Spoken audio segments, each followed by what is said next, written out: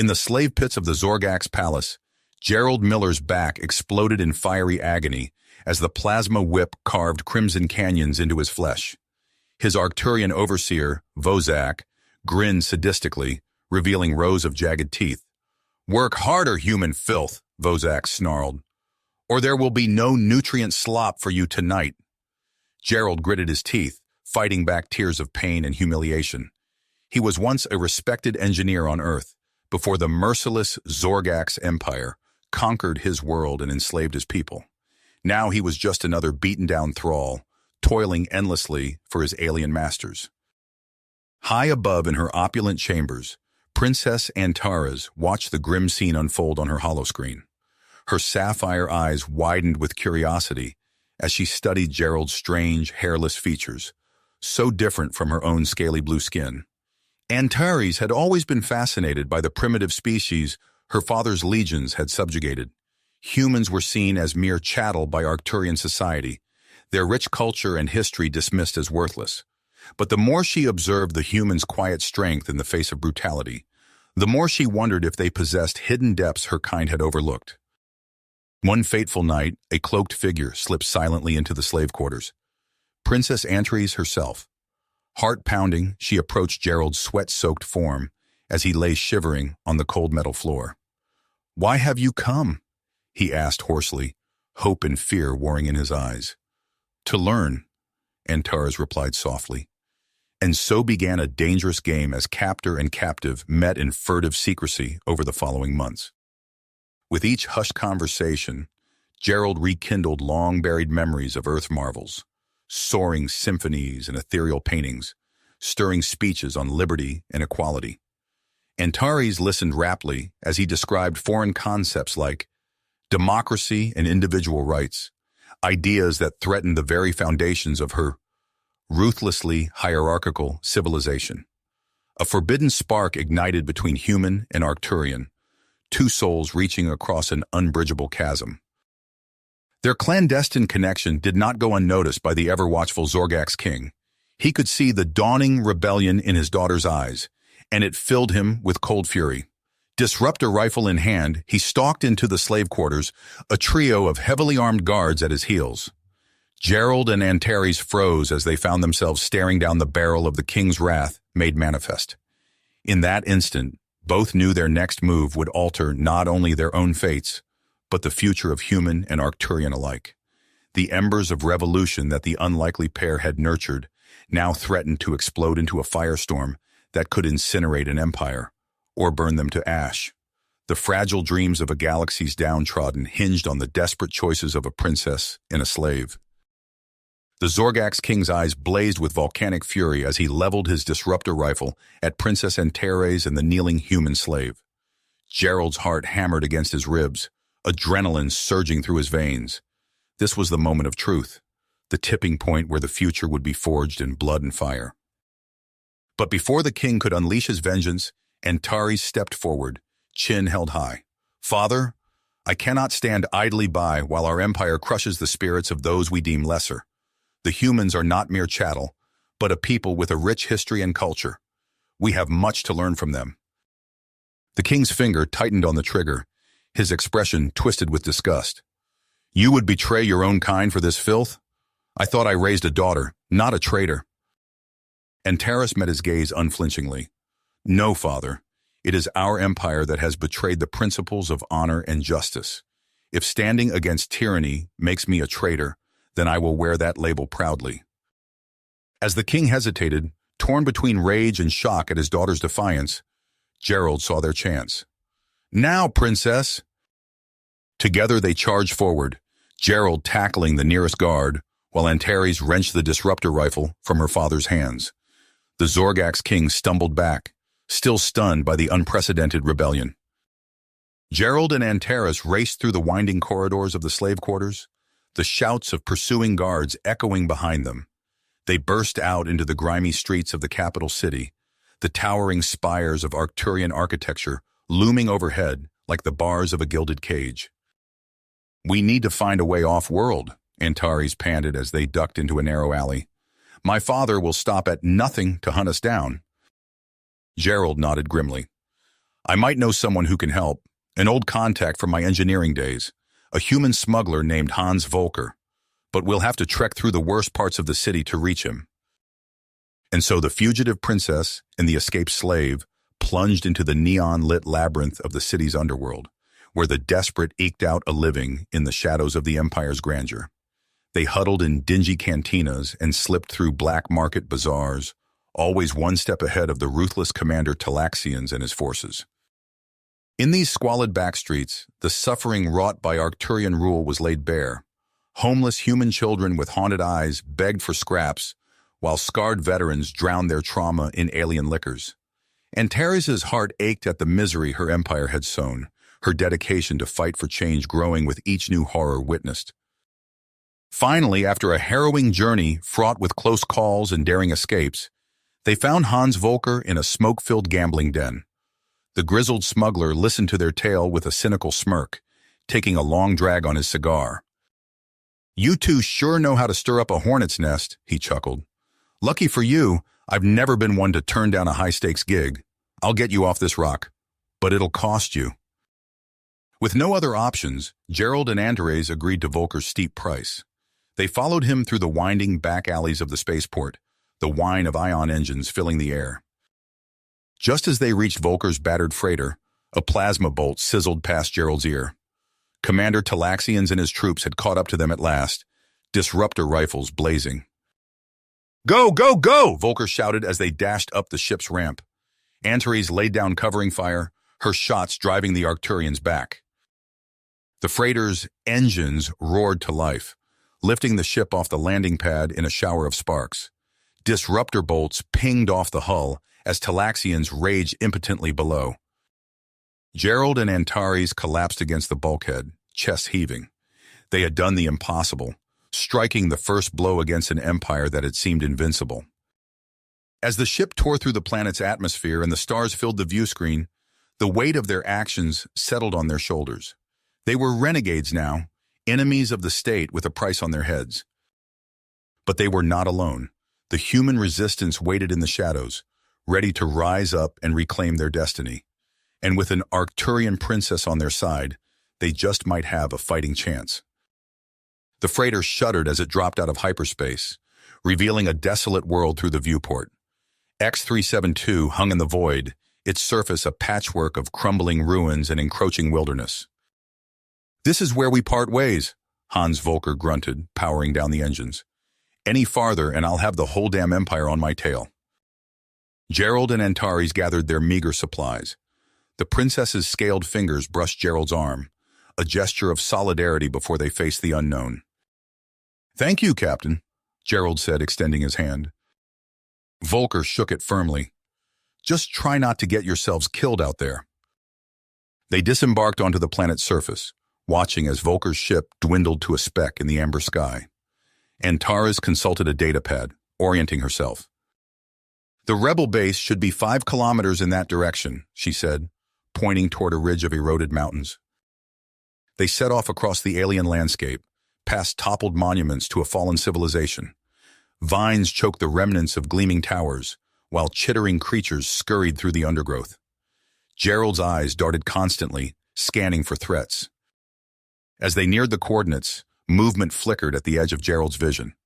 Before he could shout a warning, figures materialized from behind rock formations and fallen pillars. Human and alien rebels leveled an assortment of weapons at the newcomers. A grizzled man with a plasma rifle stepped forward, his face a roadmap of old scars. "That's far enough," he growled. "Who are you and how did you find this place?" Gerald raised his hands slowly. "I'm Gerald Miller, former slave of the Zorgax Empire. This is Princess Antares. We've come to join the rebellion." The man's eyes narrowed. "A likely story, and I suppose the Arcturian is here out of the goodness of her heart?" "She helped me escape," Gerald insisted. "Risked everything to—" "It's true," Antares interjected. "I've seen the evil my people have wrought. I want to help end it." The rebel leader studied them for a long moment. "I'm Marcus Reeves," he said finally. "And if you're lying, you'll wish the Empire had found you instead." Reeves led them through a concealed entrance into a vast underground complex. Rebels of various species bustled about, carrying weapons and crates of supplies. In a large chamber filled with holographic displays, they met an Arcturian woman with vibrant purple scales. Dr. Zara Krios, she introduced herself, inclining her head. A pleasure to meet a fellow defector, Your Highness. As they gathered around a strategic holomap, Dr. Krios explained her plan to cripple the Imperial fleet with a computer virus.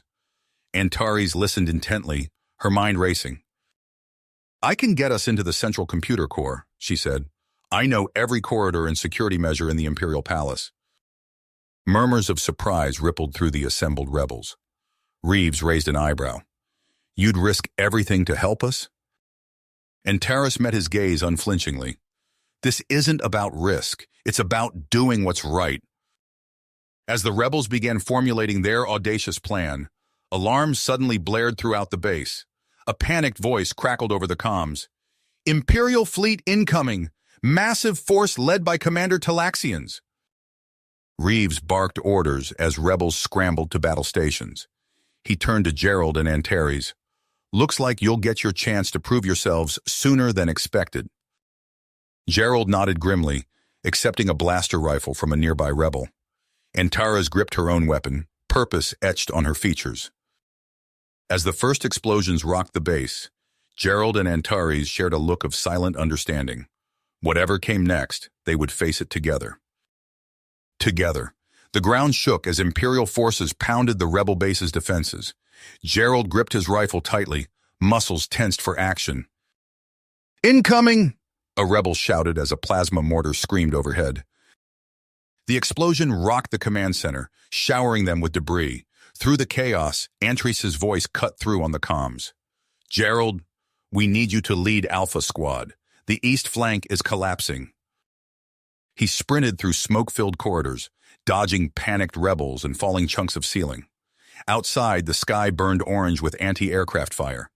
Gerald found Alpha Squad pinned down behind a crumbling barricade, Imperial troops advancing relentlessly. On me! He bellowed, vaulting over the barrier. His rifle spat blue energy bolts, downing 2 Arcturians. The squad rallied, following his lead in a desperate counterattack. For hours, the battle raged across X-372's ruined landscape. Gerald's tactical genius shone as he outmaneuvered the numerically superior Imperial forces. But the rebels paid dearly for each meter of ground, their ranks thinning with each skirmish. In the command center, Antares coordinated the defense with grim efficiency. Divert power from sectors 3 and 4 to reinforce the shield generator, she ordered, studying tactical readouts. And get me a status report on our ammunition reserves. Dr. Krios rushed in, her scales flushed with exertion. The virus is working. Imperial ship-to-ship communications are in chaos, but Talaxians is adapting faster than we anticipated. A deafening roar drowned out her next words as the base's outer defenses crumbled under concentrated fire. Alarms blared as Imperial troops breached the perimeter. This is it, Antares whispered, drawing her sidearm. Our last stand. Suddenly, the command center's main view screen flared to life. A sea of ships filled the space above X-372, dwarfing the Imperial fleet.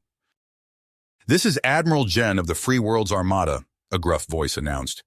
We stand with the rebellion. Prepare for immediate support. Cheers erupted as the newly arrived fleet engaged the Imperials. On the ground, Gerald watched in awe as dropships disgorged fresh Allied troops, turning the tide of battle. Hours later, as the last Imperial ships fled the system, Gerald and Antares reunited amid the smoking ruins of the base. They embraced fiercely, relief and exhaustion etched on their faces. We did it, Gerald breathed. We actually held them off. Antares nodded, her eyes shining. And we're not alone anymore. The galaxy is finally waking up. Their moment of triumph was cut short as Dr. Krios approached, her expression grim. We've intercepted a coded Imperial transmission, she said, handing Antares a datapad. It's from your father.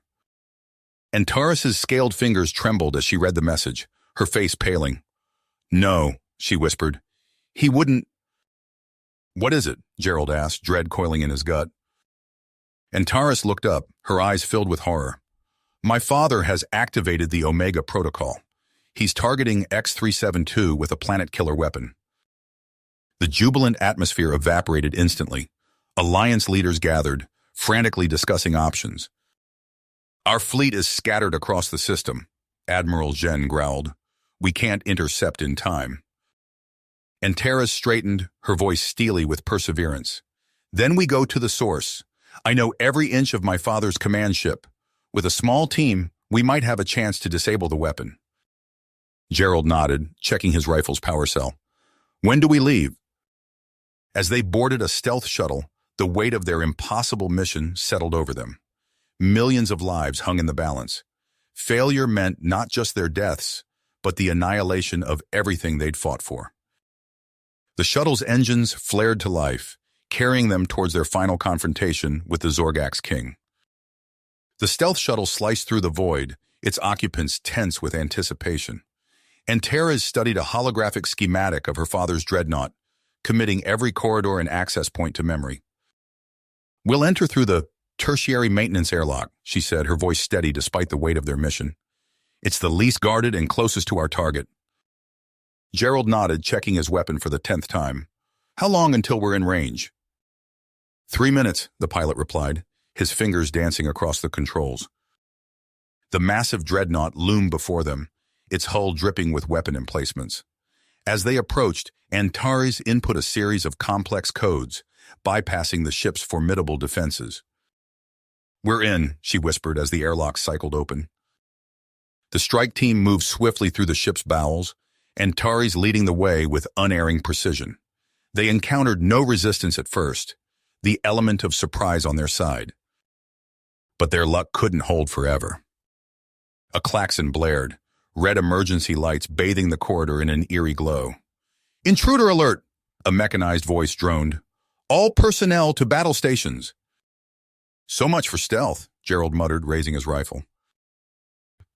They rounded a corner and found themselves face to face with Commander Zoran, the king's towering bodyguard, his reptilian features twisted into a snarl as he bellowed orders to the squad of troops behind him. Plasma bolts sizzled through the air as both sides opened fire. Gerald dove for cover, the acrid smell of ozone filling his nostrils. He returned fire, downing 2 Imperial soldiers with precise shots. But Zoran's forces were relentless, pushing the rebels back with sheer numbers and firepower. Gerald saw Antares take a glancing hit to her shoulder, her scales blackened and smoking.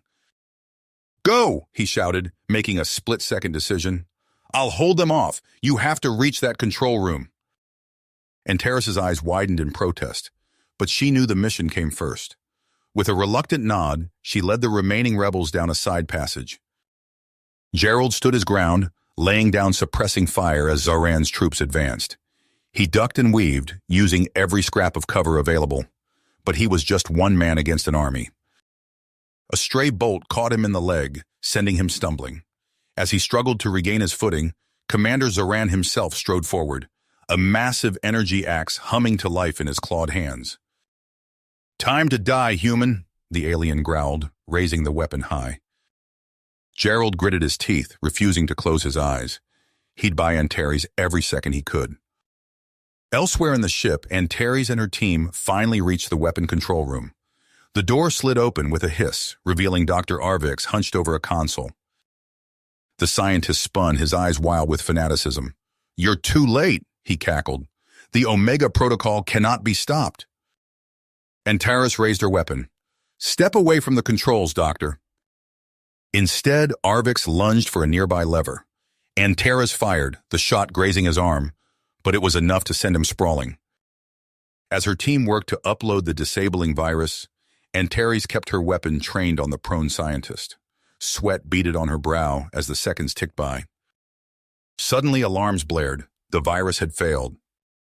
"No," Antares breathed, watching in horror as the doomsday countdown began. A slow clap echoed through the room. Antares whirled to see her father, the Zorgax King, flanked by Commander Talaxians and a squad of elite guards. "My foolish daughter," the king sneered. "Did you really think you could defeat me?" Antares' grip tightened on her weapon. "This isn't over, father."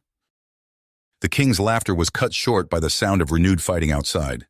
Gerald burst through the door, battered but alive, his surprise attack catching the Imperial forces off guard.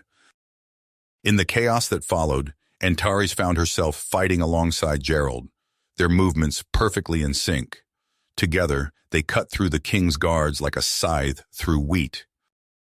Commander Talaxian stepped forward, his cybernetic enhancements whirring. "I'll handle this slave myself," he growled. What followed was a brutal, no-holds-barred brawl. Gerald's agility and quick thinking were put to the test against Talaxian's augmented strength. But in the end, it was the human's indomitable spirit that prevailed. As Talaxian's fell, the king's composure finally cracked. He lunged for the weapon controls, shouting, "If I can't have the Empire, no one will." Antares tackled her father, wrestling for control of the detonator. In their struggle, a single shot rang out. Time seemed to freeze as the king staggered back, a look of disbelief on his face. He collapsed into Antares' arms, blood seeping from the wound in his chest. "Antares," he gasped, reaching up to touch her face. "My child." Tears streamed down Antares' cheeks as she held her dying father. For a moment, she wasn't a rebel or a princess, just a daughter saying goodbye. As the king's last breath rattled in his chest, Gerald disabled the doomsday weapon. The immediate threat was over, but the weight of what they'd done settled heavily on their shoulders. Antares stood, her expression a mask of grief and grit. She turned to Gerald, finding strength in his unwavering support. "We've won the battle," she said softly, "but the war for the galaxy's freedom is not nearly finished." Hand in hand, they left the control room, ready to face whatever challenges lay ahead. The shuttle's engines thrummed as it approached the bustling spaceport of Nexus Prime. Gerald gazed out the viewport, taking in the sprawling cityscape that served as the new heart of the Alliance. Countless ships darted between towering structures, their designs as diverse as the species that called this place home. Antares squeezed his hand, her scales cool against his skin. "Ready?" He nodded, a mix of excitement and trepidation churning in his gut. The last few weeks had been a whirlwind of debriefings, strategy sessions, and hurried preparations. Now they would face the jubilant masses. As they disembarked, a sea of beings surged forward, held back by a thin line of security forces. The roar of the crowd washed over them, a cacophony of cheers, whistles, and alien vocalizations beyond human comprehension. "There they are, the heroes of X-372. Long live the Alliance." Gerald waved, feeling somewhat overwhelmed. Antares, more accustomed to public appearances, gracefully acknowledged the adoration.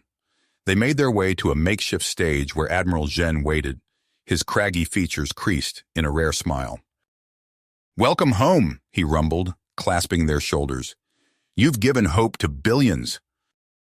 The celebration stretched on for days. Gerald found himself shaking more hands and various alien appendages than he could count. He recounted the battle against the Zorgax king countless times, each retelling met with awe and admiration. On the third night, as fireworks painted the sky in dazzling hues, Gerald led Antares to a quiet balcony overlooking the city. His heart raced as he dropped to one knee, fumbling with a small box. "Antares," he began, his voice thick with emotion. "When we first met, I never imagined, a human and an Arcturian." He took a deep breath. "What I'm trying to say is, will you marry me?" Antares' eyes widened, then crinkled with joy. "Yes," she whispered, pulling him to his feet. 1,000 times, yes." Their kiss was interrupted by a thunderous cheer. They turned to see a cluster of dignitaries, led by a grinning Admiral Zhen, emerging from the shadows. "Took you long enough, son," the Admiral chuckled. "Now, let's make this official." The impromptu engagement party quickly snowballed into a full-scale diplomatic affair. As the news spread, representatives from across the galaxy clamored to attend what was being hailed as the wedding of the century. Weeks later, Gerald stood beneath an arch woven from shimmering Arcturian flowers and Terran oak. He tugged at the collar of his formal uniform, a fusion of human military dress and traditional Arcturian robes. The assembled crowd fell silent as Antares appeared, resplendent in gleaming scales and flowing silk. Gerald's breath caught in his throat. As she approached, he saw not just his bride, but a symbol of everything they had fought for, a future where the barriers between species fell away. Their vows blended human and Arcturian traditions, each word echoing with promise. As they sealed their union with a kiss, the gathered dignitaries erupted in applause. For a moment, the galaxy felt truly united. The joyous mood shattered as Admiral Jen burst onto the dais, his face grim. "I'm sorry," he said, handing Gerald a datapad, "but this couldn't wait." Gerald's eyes widened as he scanned the report. "Talaxians," he growled. Antares read over his shoulder, her newlywed bliss evaporating. "He's consolidated power faster than we anticipated." The honeymoon would have to wait. Within hours, they were back in the war room, poring over intelligence reports and strategic projections. The sovereign Arcturian territories posed a grave threat, with Talaxians at the helm. "We need to hit them before they can fully mobilize," Gerald argued, pointing to a cluster of systems on the galactic map. Antares shook her head. "Many of those worlds are still loyal to the old empire. We can't afford to make enemies of the entire population." Their debate raged late into the night, each bringing their unique perspective to bear. In the end, they forged a plan that balanced decisive action with diplomatic outreach. Their first target, Flaren 5, a hellish world of fire and ore. As their stealth shuttle pierced the planet's toxic atmosphere, Gerald gripped his rifle tightly. Beside him, Antares' eyes gleamed with tenacity. The mission ahead would push them to their limits, but as Gerald met his wife's gaze, he knew that together they could face any challenge the universe threw their way. The acrid stench of sulfur filled Gerald's nostrils as their shuttle touched down on Carrick's blistering surface. Sweat beaded on his forehead, instantly evaporating in the oppressive heat. He turned to Antares, her scales glistening in the harsh light of the planet's twin suns. "This is it," he said, voice tight with anticipation. "The heart of Talaxian's power." Antares nodded grimly, her eyes scanning the horizon where massive industrial complexes loomed. "The Alliance fleet is in position. We strike on your mark." Gerald keyed his comm, his words echoing across the assembled invasion force. "All units, prepare for orbital bombardment. Ground teams, stand ready." The sky lit up as Alliance dreadnoughts unleashed their fury. Superheated plasma rained down, turning Carrick's already hellish landscape into an inferno. Gerald watched the destruction unfold, his eyes sharp. "Vanguard, move out," he barked, leading his Marines into the chaos. They pushed through acrid smoke and debris, engaging pockets of sovereign resistance. Gerald's reflexes were tested as he dodged incoming fire, his own plasma rifle spitting death at the enemy. He glimpsed Antares' holographic form flickering nearby, her voice steady in his ear as she coordinated the broader assault. "Gerald, Talaxians is adapting," she warned. "He's deploying hunter-killer drones to your sector." As if on cue, a swarm of metallic shapes darkened the sky. Gerald's Marines scattered, seeking cover as the drones unleashed a hail of laser fire. He dove behind a twisted hunk of metal, the acrid tang of ozone filling his lungs. "We're pinned down," he shouted into his comm. "Need air support." The response came not from Alliance forces, but from an unexpected quarter. A wing of sleek avian-like fighters screamed overhead, their weapons tearing through the drone swarm. "This is Princess Zarina of Capria," a new voice crackled over the comm. "The enemy of our enemy is our friend. We stand with the Alliance." With the Caprian reinforcements, Gerald's forces pushed deeper into sovereign territory. The fighting intensified as they neared Talaxian's capital hive, a towering structure of metal and stone. "Antares, I'm going in," Gerald said, assembling a small strike team. "Can you get us past their defenses?" "Already on it," his wife replied. "I've identified a weak point in their network, sending coordinates now." Gerald led his team through twisting corridors, guided by Antares' expert hacking. They encountered sporadic resistance, but the element of surprise was on their side. As they neared the central chamber, a blood-curdling scream echoed through the halls.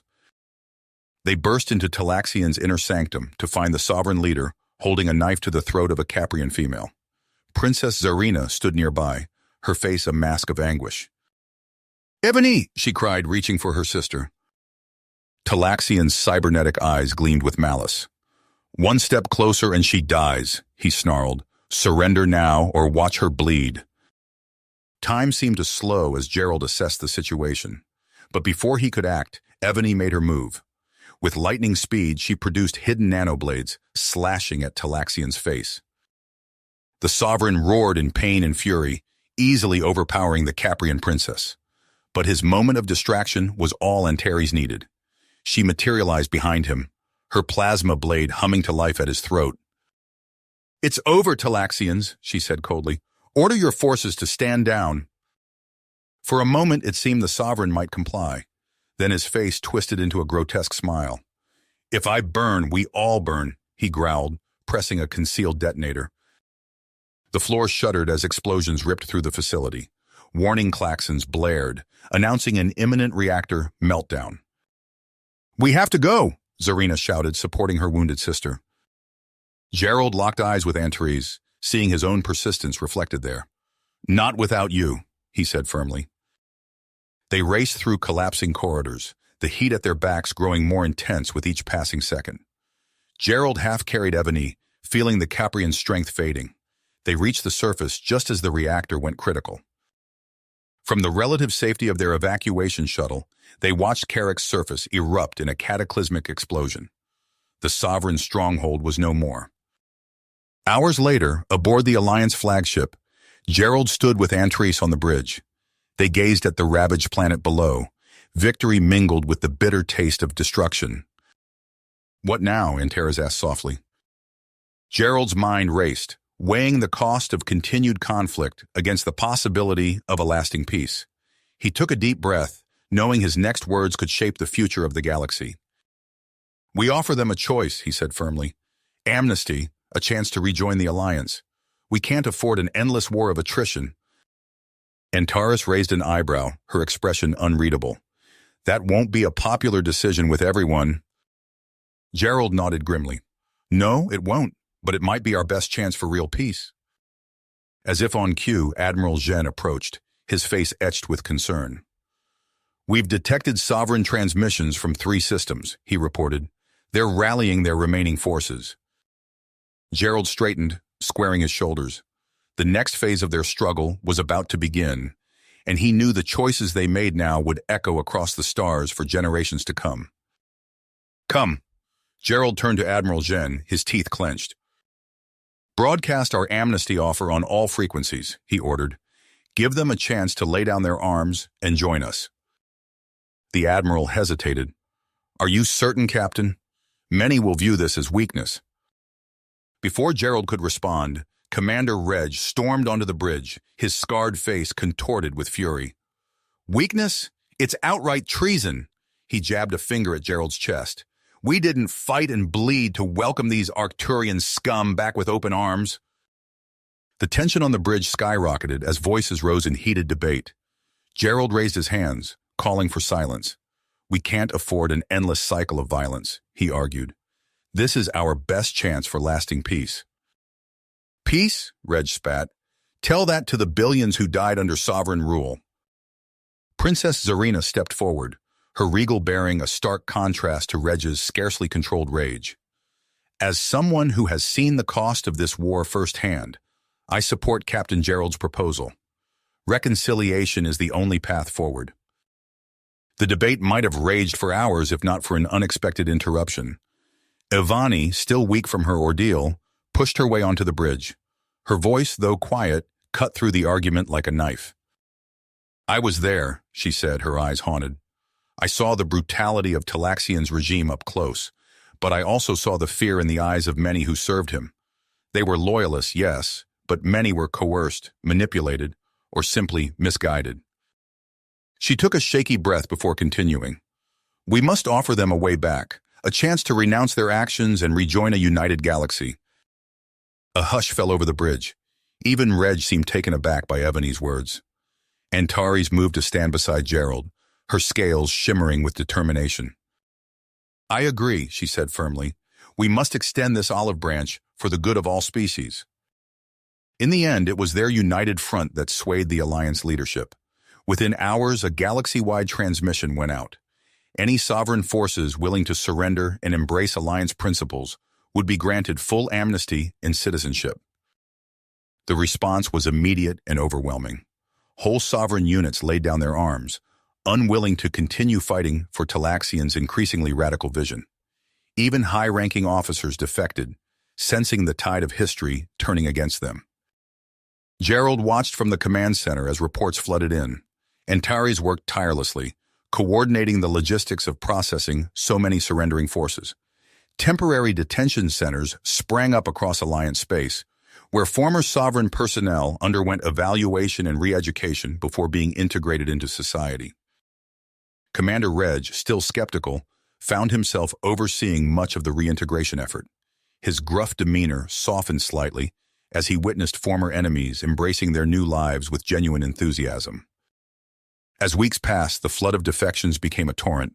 Alliance intelligence pieced together a clearer picture of Talaxian's remaining forces. Gerald studied the reports with growing concern. "Karanis Prime," he muttered, tracing a finger across a holographic star chart. "That's where he's making his last stand." Antares nodded grimly. "Our agents confirm it. He's gathered his most fanatical followers there, along with stockpiles of weapons we can't even begin to imagine." Gerald's blood ran cold as he read the intercepted transmissions. Talaxian spoke of a final solution, a plan to eradicate all non-Arcturian influence from the galaxy. It was clear that negotiation was no longer an option. The Alliance War Council convened, and for once there was no dissent. Talaxians had to be stopped, whatever it takes. A massive invasion force was assembled, with Gerald insisting on leading the vanguard alongside Antares. As their fleet approached Karanis Prime, Gerald stood on the bridge of his flagship, surveying the assembled armada. Ships of every design and origin flew side by side, former enemies now united against a common threat. Commander Reg approached, his expression unreadable.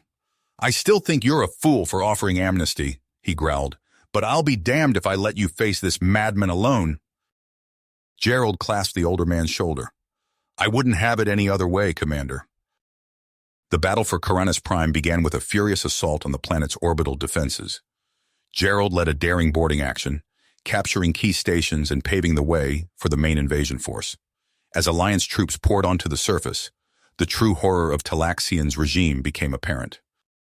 The planet had been transformed into a nightmarish industrial hellscape, its surface scarred by massive factories and weapon emplacements. Fanatical sovereign troops fought with suicidal purpose, willing to die for their twisted cause. As Gerald coordinated the ground assault from a forward command post, an urgent transmission came through. Alliance intelligence had uncovered evidence of a hidden Orc ship, loaded with Talaxian's most devoted followers and planet-killing weapons. "If that ship escapes," Antares said, her voice tight with worry, "it could seed a new empire of hate across the stars." Gerald knew what had to be done. He assembled a strike team of his most trusted operatives, including Antares, and, to everyone's surprise, Commander Reg. "Someone has to keep you idealists from getting yourselves killed," Reg grumbled as they boarded a stealth shuttle. As they soared over Karanis Prime's blasted landscape, Gerald's mind raced. Everything they had fought for hinged on stopping Talaxians and his Ark. The hope of the universe rested in their hands. The fate of billions hung in the balance as they raced towards Karanis Prime. As their stealth shuttle pierced the planet's atmosphere, Gerald's eyes widened at the devastation below. Karanis Prime's surface was a nightmarish tableau of industrial excess, scarred by massive factories and weapon emplacements that stretched to the horizon. "By the stars," Antares whispered, her scales rippling with revulsion. "What has he done to this world?" Commander Reg's gruff voice cut through the shocked silence. "Focus on the mission. We find that Arc ship or die trying." They set down in a radiation-blasted badland, the ground beneath their feet still warm from orbital bombardment. Gerald activated his suit's sensors, scanning for any trace of their quarry. "Jelana," he called to their Arcturian ally, "anything on your end?" The rebel's antenna twitched as she manipulated her equipment. "Faint energy signatures to the northwest. Could be our target or a clever decoy." They pressed on through the desolate landscape, each step kicking up clouds of irradiated dust. As they crested a ridge overlooking a vast canyon, Antares suddenly tensed. "Movement," she hissed, her cybernetic eyes zooming in on distant figures. "Purifier Guard, Talaxians' most fanatical troops." Before Gerald could respond, the air erupted with plasma fire. The purifiers had spotted them, their weapons cutting through the toxic haze with lethal precision. "Scatter!" Gerald shouted, diving for cover behind a twisted hunk of metal. His team responded instantly, years of training kicking in as they returned fire. The battle raged across the irradiated rockscape. Alliance operatives pitted against zealots who fought with suicidal fervor. Gerald's mind raced as he assessed their dwindling options. They were outnumbered, outgunned, and rapidly being surrounded. Just as hope began to fade, the sky lit up with a familiar, terrifying light. Orbital strikes rained down on the purifier positions, vaporizing entire squads in blinding flashes. "Cavalry's here," Commander Reg growled, emerging from the smoke with a contingent of former sovereign troops. "Try not to look so surprised, Captain." With Reg's reinforcements turning the tide, they pushed deeper into the canyon. There, partially concealed by stealth fields, loomed the massive silhouette of Talaxians' Ark ship.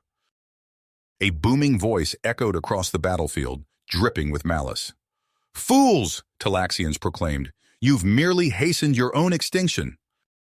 The Ark ship's weapons came online, unleashing a sickly green mist that swept across the Allied forces. Soldiers fell screaming, their flesh blistering and melting as the pathogenic virus took hold. Gerald's stomach churned at the carnage, but he forced himself to focus. "Antares, take a team and disable that warp drive. Reg, you're with me. We end this now." They fought their way through waves of military androids, the acrid stench of burning metal filling their lungs. Gerald's muscles screamed as he pushed himself to the limit, knowing that every second counted. Deep within the Ark's command bunker, they finally cornered Talaxians.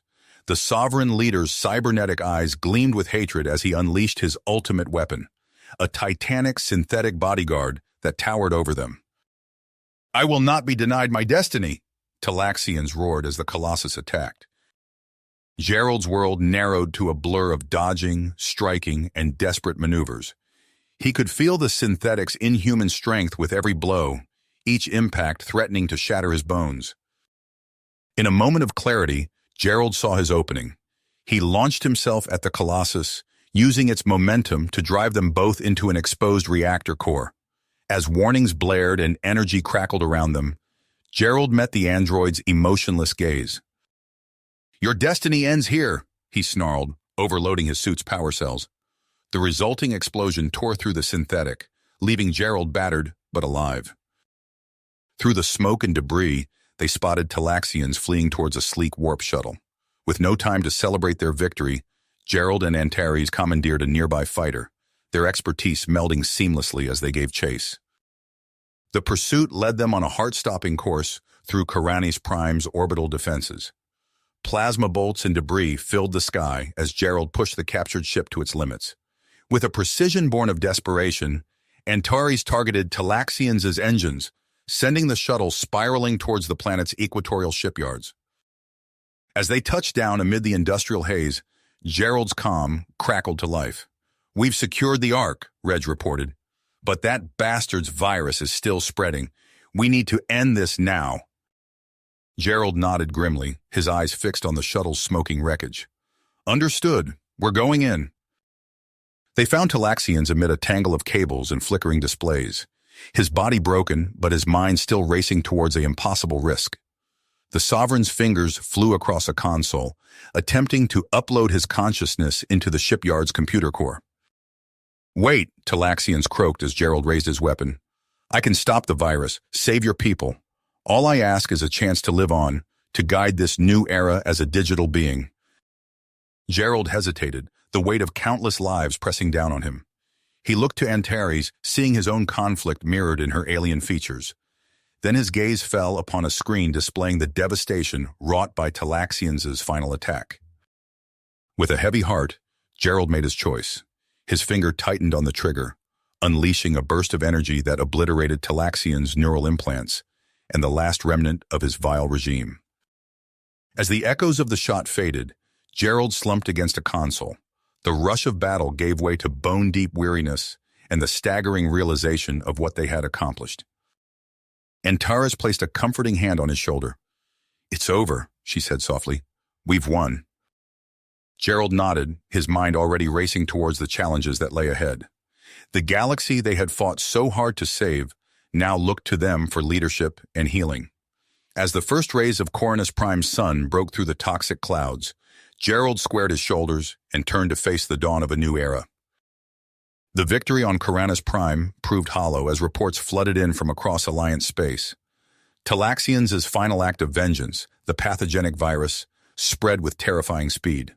Worlds that had only recently tasted freedom now faced extinction. Gerald stood before the Emergency Council, his face haggard from sleepless nights. "We're losing ground," he said, his voice hoarse. "Conventional treatments are failing. The virus mutates faster than we can respond." Antares paced the chamber, her scales dulled with fatigue. "There has to be a way," she muttered, poring over data streams. "We didn't come this far to lose everything now." Days blurred into weeks as the Alliance's brightest minds grappled with the plague. Jelana, the defected sovereign scientist, worked tirelessly alongside Antares. Their lab became a fortress of desperate hope. "I found something," Antares announced one grim morning. The assembled council leaned forward, hanging on her every word. "The virus's core structure, it's not entirely alien. There are elements that resonate with Arcturian biology." Gerald's eyes widened as understanding dawned. "You can't mean—" "It's the only way," Antares cut him off, her voice steady despite the tremor in her hands. "I need to take the virus into myself. My immune system might generate antibodies we can use to synthesize a cure." The chamber erupted in protest. Gerald's voice rose above the din. "Absolutely not! The risk is too great. We'll find another way." Antares met his gaze, her expression softening for a moment. "There is no other way, Gerald. Not in time to save billions." Despite every objection, every plea, Antares's willpower never wavered. Within hours, she lay on a sterile bed, surrounded by an array of medical equipment. Gerald stood by her side, clasping her hand as the infected sample was administered. "I need you to promise me something," Antares said, her eyes locked on Gerald's. "Whatever happens, you'll see this through. You'll build the future we fought for." Gerald's throat tightened. He could only nod, words failing him as the monitors began to chirp with increasing urgency. The following days were a blur of fevered activity. As Antares' condition deteriorated, teams of scientists worked around the clock to isolate and replicate the antibodies her body produced. Gerald barely left the medical bay, snatching moments of fitful sleep between crisis points. On the fifth day, Antares' fever spiked dangerously. Her eyes flew open, unfocused and glassy. "Gerald!" she called out, her voice barely a whisper. He was at her side in an instant. "I'm here," he said, taking her hand. It felt so small, so fragile in his grasp. Antares smiled, though her gaze seemed to look beyond him. "Do you remember when we first met? You were so stubborn, so human." She laughed weakly. "I never stood a chance." Gerald fought back tears as Antares recounted moments from their shared past. Triumphs and near disasters, quiet evenings and frantic battles. Her voice grew weaker with each memory, but the fondness in her tone never wavered. "We did it, didn't we?" Antares murmured, her eyes finally focusing on Gerald's face. "We changed everything." "We did," Gerald choked out. "Thanks to you." Antares' grip on his hand tightened. "Promise me," she said, her voice suddenly clear and strong. "Promise you'll build something that lasts. A real democracy for everyone." Gerald nodded, unable to speak past the lump in his throat. Antares smiled one last time, her eyes drifting closed. The monitors flatlined with a mournful tone. In the days that followed, Gerald moved like a man possessed.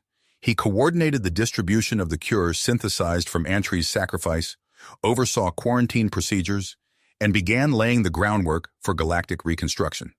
If he stopped, even for a moment, the weight of his loss threatened to crush him. Months passed, then years. The virus was contained, then eradicated. Shattered worlds began to heal. And through it all, Gerald worked tirelessly to fulfill his promise. He stood before the first intergalactic constitutional convention, surveying the sea of faces, human, Arcturian, and a dozen other species. Former enemies sat side by side, united in purpose. "We stand at a crossroads," Gerald began, his voice carrying to every corner of the vast chamber. "The old empires have fallen. In their place, we have the opportunity, no, the responsibility, to build something greater."